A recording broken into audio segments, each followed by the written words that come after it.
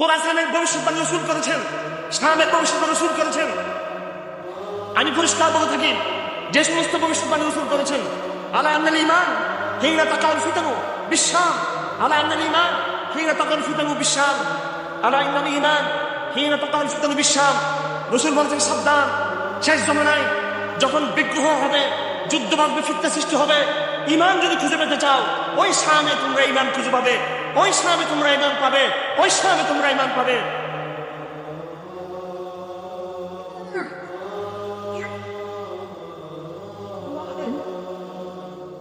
রাসূল বলেছেন মাহদীর বাহিনী বের হবে।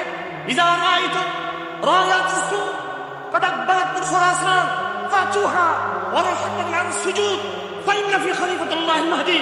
হে আমার উম্মতরা, যখন দেখবে খোরাসানের পর্বত থেকে, হিন্দু কুশের পাহাড় থেকে কালো পতাকাধারী, লাল ঝান্ডার পতাকাধারী বাহিনী যখন বের হয়েছে, তোমরা পাহাড় পর্বতে বয়ফুল পর তোমরা হামাগুড়ি খেয়ে ওই কাফেরের সাথে তোমরা ঐক্যবদ্ধ হও, কাঁদাবদ্ধ হও, কাতারবদ্ধ হও। এটা মাহদীর কাফেলা। খোরাসান মাহদীর জমিন, খোরাসান ঈসার জমিন। সুতরাং যারা খোরাসানকে জঙ্গিবাদ বলবে, নিঃসন্দেহে তাদের মনে নেফাক রয়েছে, তাদের মনে। আমার ভাইয়া, রাসূল বলেছেন, ইসাবাতুন মিন উম্মতি মাগফুর, আমার উম্মতের দ্রুত আল্লাহ ক্ষমা করবেন। ইসাবাতুন তাকুনু মা ঈসা ইবনে মারইয়াম